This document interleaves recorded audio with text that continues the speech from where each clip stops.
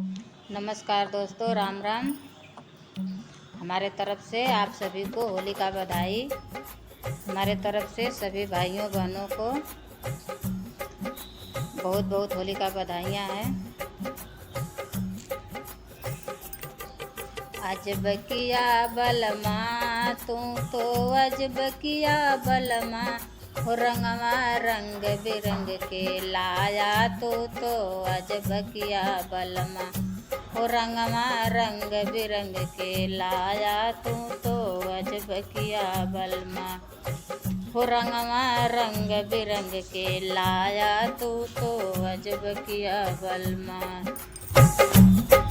होली खेले रघुबीरा अवध में, होली खेले रघुबीरा, पहला होली अयोध्या में खेले, पहला होली अयोध्या में खेले। राम केहू देखला हो यार, केहू देखला हो यार, मोरे भोला बहुरहवा के, तोहरे भोला जी के काबा निशानी, काबा निशानी हो काबा निशान, सोहे चंदा लीलार, सोहे चंदा लीलार, मोरे भोला बहुरहवा के, सोहे चंदा लीलार, सोहे चंदा लीलार, मोरे भोला बहुरहवा के।